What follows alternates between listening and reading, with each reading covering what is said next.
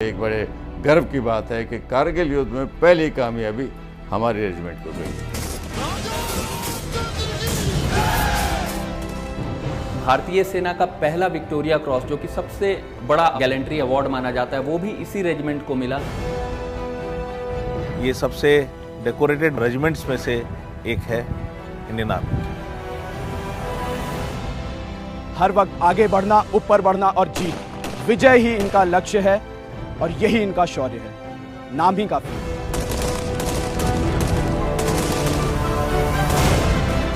Rajputana rifles जो है वो अपने आप में ही एक अलग पहचान है। ये इंडियन आर्मी की सबसे पुरानी राइफल रेजिमेंट के तौर पे है। तकरीबन 450 अवार्ड्स हमारे रेजिमेंट ने हासिल किए हैं, जिसमें एक पीवीसी, 3 अशोक चक्र, हमारे पास 10 महावीर चक्र है और 11 कीर्ति चक्र हैं। अपने दिल की गहराई से एक बार बोल के देखिए, द राजपुताना राइफल्स। आपका शरीर अंदर से झंझना के एक ऐसी चीज आपको महसूस होगी, अपने आप गर्व आता है।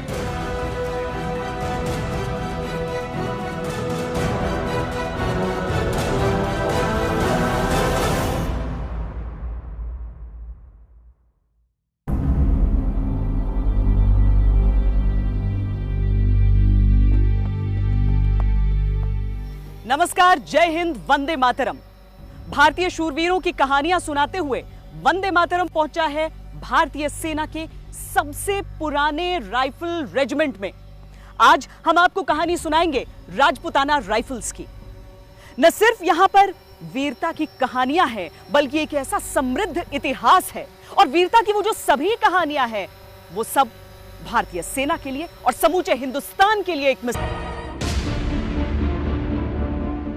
जितना समृद्ध राजपूत इतिहास है, जितनी जागृत राजपुताना मिट्टी है, उतने ही संकल्पशील हैं राजपुताना राइफल्स के ये जवान। चाहे रणभूमि हो या आतंक के खिलाफ लड़ाई, राजा रामचंद्र की जय के युद्धघोष के साथ ये काल बनकर टूटते हैं अपने दुश्मनों पर। राजा रामचंद्र की जय ध्वनि गुंजा रहे, शत्रु को चटा के धूल थरथराता पा रहे।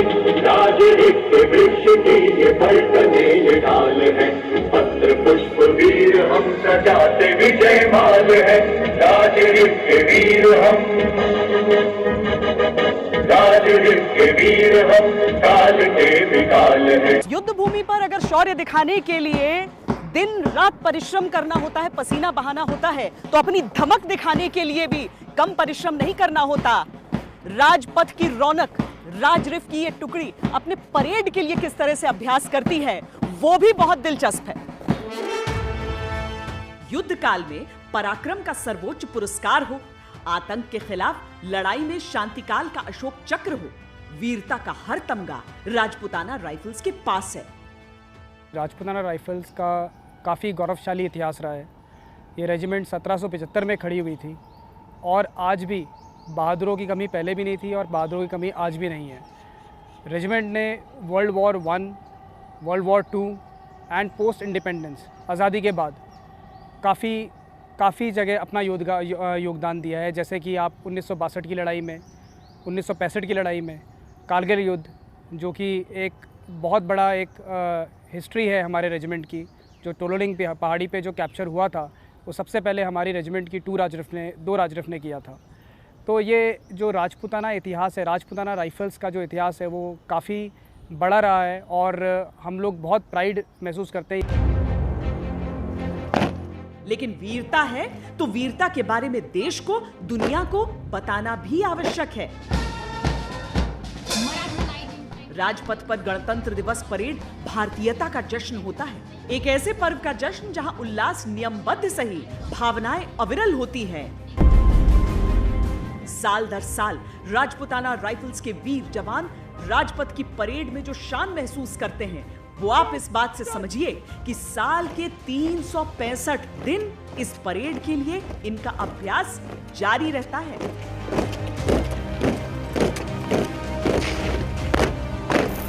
यानी आम कामकाज के अलावा रोज के शारीरिक अभ्यास के साथ जो टुकड़ी रिपब्लिक डे परेड के लिए चयनित है, उसे नियमित अभ्यास करना होता है।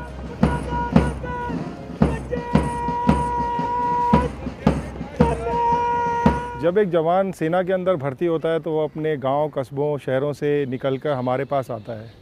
वो एक कच्चे घड़े की तरह होता है। उसके अंदर अनुशासन, किसी के आदेश मानने की क्षमता और किसी के कमांड करने का या नेतृत्व करने की क्षमता को इस ड्रिल के ज़रिए उस जवान के अंदर इनग्रेन किया जाता है। हमारे सभी ट्रूप्स को हम लगभग 1 साल पहले से इकट्ठा करते हैं और उसके बाद इनको धीरे धीरे एक रिजाइम में फिट किया जाता है। इनको फिजिकली फिट किया जाता है, पहले एजाइल बनाया जाता है। ड्रिल के हिसाब से इनकी बॉडी में जितनी भी फ्लेक्सिबिलिटी की रिक्वायरमेंट है उस हिसाब से इनकी एक रेगुलर ट्रेनिंग चलती है। यहाँ अगले गणतंत्र दिवस के लिए जिस मार्चिंग कंटिंजेंट को तैयार किया जा रहा है उसमें सभी जवान एक ही लंबाई के हैं। इस टुकड़ी का हिस्सा बनने के लिए हाइट 6 फीट से ऊपर ही चाहिए। हर ट्रूप्स अलग अलग जगह से आया हुआ है, अलग अलग बटालियंस का हिस्सा है, लेकिन जब वो सेंट्रली यहाँ रेजिमेंटल सेंटर में इकट्ठा होता है तो उसकी ट्रेनिंग के लिए कई तरह से उसको तैयार करना पड़ता है। धीरे धीरे इनकी बॉडी बेयरिंग से लेके इनकी फिजिकल स्ट्रेंथ, इनके लुक्स, इनके हाव भाव, हर एक चीज़ पे काम किया जाता है। इसीलिए 26 जनवरी को जब हमारे गणतंत्र का तिरंगा आसमान की बुलंदियों को चूमता है तब इन तगड़े बलिष्ठ सैनिकों के कदम ताल से हर दुश्मन का दिल हिल जाता है।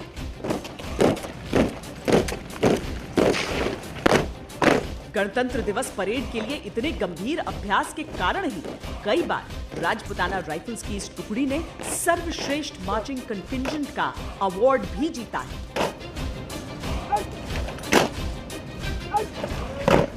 सर पर ताज की तरह सजी हुई एक पगड़ी चेहरे की रौनक बढ़ाती, उनकी वीरता बताती, मर्दानगी दिखाती वो मूंछें। इन्हें यूं कायम रखना भी कोई आसान नहीं होता है, लेकिन ये पहचान है उस संस्कार के जिनके ये जवान प्रतीक हैं। जब ये मार्चिंग दस्ता यूं लहराते हुए दुश्मनों के दिलों को हिलाते हुए आगे बढ़ता है तो केवल उनका डील डॉल, कद काठी एक जैसे नहीं होते, बल्कि मूंछों का ताव भी एक सा ही रौबीला होता है। राजपूत मूंछों का ताव तो वैसे ही मशहूर है।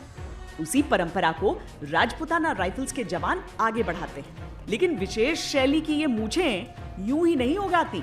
इन जवानों को मूंछों की देखरेख के लिए खास भत्ता दिया जाता है। रेजिमेंट फंड से हमारे को इसका मेंटेनेंस मिलता है, जो 800 रुपये पर मंथ देते हैं। उसी हिसाब से इसको तैयार करते हैं। छुट्टी जाते हैं तो उस टाइम पर भी निकालते हैं, इनको बना के रखते हैं। मूंछ अभिमान है, मूंछ स्वाभिमान है, मूंछ एक वीर की शान है। राष्ट्र रक्षा के संकल्प में भिजे जबड़े और अंगार सी आंखों के साथ गर्वीली मूंछों का कॉम्बिनेशन ऐसा बनता है कि दुश्मन की आधी ताकत चेहरे के रौब को देखते ही खत्म हो जाती है।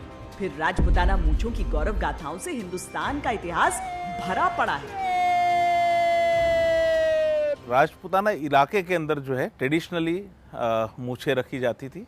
जो गांव के अंदर जो बड़े बुजुर्ग थे या फैमिली के जो मेन सदस्य थे या जो सोल्जरिंग प्रोफेशन में होते थे, वो लोग इस तरह की मूछें रखते हैं और वही ट्रेडिशन हमने हमारे रेजिमेंट के अंदर भी है। और हमारे जवान जो हैं बड़ी गोलदार मूछें इस तरह की रखते हैं।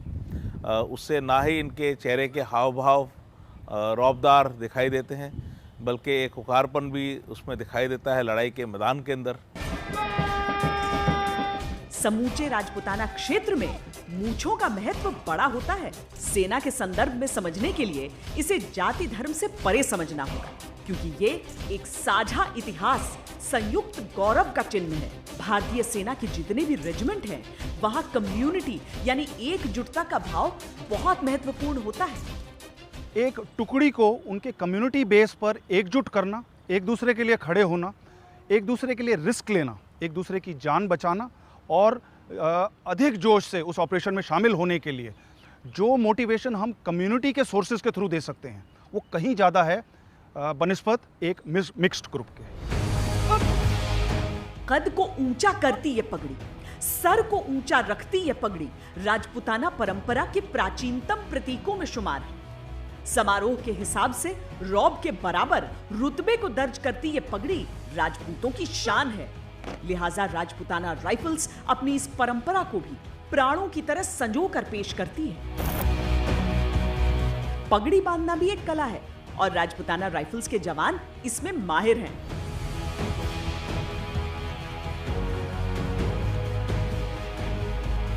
राजपूताना राइफल्स के विश्व प्रसिद्ध संग्रहालय में इनके नमूने भी संजो कर रखे गए हैं। राजपूताना राइफल्स का ये जो संग्रहालय है वो अपने आप में एक बहुत लंबी कहानी कहता है। जितना लंबा इस रेजिमेंट का इतिहास है उतनी ही लंबी कहानियां हर तरफ बिखरी पड़ी आपको नजर आएंगी। पहले विश्व युद्ध, दूसरे विश्व युद्ध में जिस तरीके से चीजें कैप्चर की गई अपने दुश्मनों से, ये एक कैप्चर्ड सैमुराई सोर्ड यहां पर रखा हुआ है, जापान का मोटार गन यहां पर रखा हुआ है, इस तरह की तमाम चीजें, बैटल ऑनर्स, थिएटर ऑनर्स और जितने भी बहादुरी पदक विजेता हैं उन सब के सम्मान में कोई न कोई एक कोना यहां पर जरूर डेडिकेट किया गया है। यहां तक कि जो मिलिट्री एक्सपर्ट्स हैं उनका मानना है कि जो लंदन स्थित इंपीरियल वॉर म्यूजियम है उसके समकक्ष यह संग्रहालय खड़ा किया जा सकता है। बहादुरी की मिसाल ऐसी कि इस रेजिमेंट को 6 विक्टोरिया क्रॉस से नवाजा गया। इसमें 4 अवार्ड ब्रिटिश अफसरों के थे और 2 भारतीयों के, सूबेदार रीचपाल राम और कंपनी हवलदार मेजर छेलू राम। पहला विक्टोरिया क्रॉस जो भारतीय लोगों को मिला, उन दोनों भारतीयों को तो देते नहीं थे, सिर्फ ब्रिटिशर्स को देते थे। ये तो पहली वर्ल्ड वॉर में फिर उन्होंने सिस्टम चेंज किया, कॉमनवेल्थ कंट्रीज़ को भी देने लगे। तो पहला जो विक्टोरिया क्रॉस था वो राजपूताना राइफल्स को मिला। हमारे रेजिमेंट को टोटल 6 विक्टोरिया क्रॉस में, जिसमें कंपनी हवलदार मेजर छेलू राम की आप फोटो देख रहे हैं इधर मेरे साइड में, ये उनको मरणोपरांत मिला था और वाइस रॉय ने खुद प्रेजेंट किया था। तो फोटो में उनका बेटा, उनकी पत्नी और उनके पिता हैं जिन्होंने ये मेडल रिसीव किया था। हाँ, 2 विश्व युद्ध में लड़ते हुए रेजिमेंट के हजारों सैनिक शहीद हो गए थे, लेकिन वीरता की एक एक कहानी यहां इस संग्रहालय में संजो कर रखी गई है। यहां इतिहास से लेकर वर्तमान तक की निशानियां हैं। सेना की एक शानदार परंपरा होती है, जिस दुश्मन को हराते हैं उसकी बंदूकें, झंडे वगैरह विजय की निशानी के तौर पर संभाल कर रखे जाते हैं। यहां विश्व युद्ध में जापान के कैप्चर्ड बंदूकें हैं, तो आजादी के बाद पाकिस्तान को पीटकर हासिल किए गए निशान भी, यहां तक कि आतंक निरोधी ऑपरेशन के बाद की रिकवरी भी बड़े शान से डिस्प्ले पर है। ये पूरा सेक्शन सीआई ऑपरेशंस और यूएन ऑपरेशंस में राजरिफ की बटालियनों द्वारा काम किए गए चीज़ों को दर्शाता है। आज के दिन राजरिफ की 4 बटालियनें जो राष्ट्रीय राइफल के तौर पे हैं वो ऑपरेट कर रही हैं। इसके अलावा रेगुलर बटालियंस भी ऑपरेट करते रहती हैं। जो आप अभी देख रहे हैं ये एक हिजबुल मुजाहिदीन जो एक आतंकवादी संगठन है उसका कैप्चर्ड फ्लैग है। इसे उल्टा इसलिए रखा गया है क्योंकि एनिमी के कैप्चर्ड चीज़ों को उल्टा रखा जाता है। आज रणभूमि से लेकर खेल के मैदान तक राजपूताना राइफल्स की अलग पहचान है। हमारे लिए, देश के लिए और राजपूताना राइफल्स के लिए ये बहुत गर्व की बात है कि हमारे बीच से नायब सूबेदार नीरज चोपड़ा इतना अच्छा परफॉर्मेंस करके पहली बार जो है जैवलिन का गोल्ड एशियन गेम्स के अंदर हमारे देश के लिए लेके आए हैं। फौज में एक जैसे आपने बताया इतिहास के तौर पे जो है स्पोर्ट्स बहुत महत्व रखते हैं और ना ही कॉम्पिटिशन्स के लिए बट अपने अंदर की भावनाएं जो है आपस में भाईचारे और कॉम्पिटिटिव स्पिरिट की भावना के लिए स्पोर्ट्स को बहुत महत्व दिया जाता है। और इसके साथ ही समय से जो है हमारे जो ऊंचे ओहदेदार हैं उन्होंने एक एम्फेसिस लगाया है इस चीज़ पे कि स्पोर्ट्स और नेशनल कंट्रीब्यूशन जो है उसके लिए स्पोर्ट्स को बढ़ावा देना है। अगले साल वर्ल्ड चैम्पियनशिप भी है, उससे पहले वो भी काफ़ी बड़ा इवेंट है और फिर ओलंपिक्स के लिए तो काफ़ी लग रहा है कि 2 साल अभी मेरे पास और मैं अच्छी जब तक कर लूँगा तैयारी। खेलों में प्रतिस्पर्धा का एक ऐसा अवसर देखा जाता है जो शांति काल में सैनिकों की सकारात्मक ऊर्जा को दिशा देता है। यही कारण है कि राजपूताना राइफल्स के जवानों के खेल प्रशिक्षण पर खासा जोर रहता है। स्पोर्ट्स जहाँ तक आर्मी का सवाल है वो कैरेक्टर बिल्डिंग में बहुत हेल्प करता है। एक सोल्जर की जो पर्सनालिटी है, जब वो एक सिविल बैकग्राउंड से एक बच्चे के तौर से आता है, जो टीनेजर रहता है, उसको एक टफ सोल्जर बनाने में बहुत अहमियत है इसकी स्पोर्ट्स की। भौगोलिक तौर पर जिस क्षेत्र की पहचान राजपूताना के रूप में रही, ऐसा माना जाता है कि यहाँ पर खून में ही वीरता रहती है। और आज भारतीय सेना की ये टुकड़ी मानो महाराणा सांगा, महाराणा प्रताप की उसी विरासत को आगे बढ़ा रही है।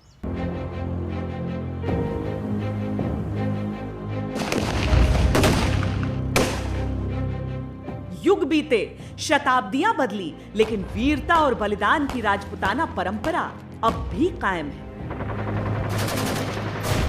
वीरता किसी को विरासत में मिली हो तो मिली हो, लेकिन राजपूताना गौरव ने उसे अपने शौर्य से अर्जित किया है। वर्तमान में गोलियों से दुश्मनों की छाती छलनी करती बंदूकें हो, रण के तौर तरीके बदल गए हैं, लेकिन वीरता और बलिदान की जो परंपरा कल थी वही आज भी है। तो एंड्योरेंस बहुत है इनकी, जाके लंबा युद्ध लड़ना पड़े, खाना पीना कम मिले, फिर भी वो लड़ सकते थे। जो उनका कमांडर होता है, जो उनका लीडर होता है, उसके प्रति बहुत ज्यादा निष्ठावान और वफादार होते हैं।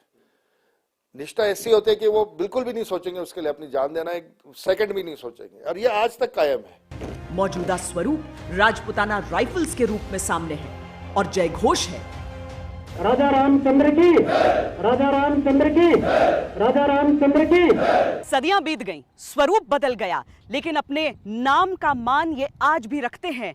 पराक्रम वही का वही है। आज के लिए इतना ही। कैमरा पर्सन अमित कुमार, दिनेश लाल, साथ ही मोहम्मद अनस जुबैर के साथ मुझे दीजिए इजाजत। वंदे मातरम। अगर आपको हमारा ये वीडियो पसंद आया है तो आप भारत तक को सब्सक्राइब कर सकते हैं। साथ ही लाइक कीजिए हमारे वीडियोस और शेयर कीजिए।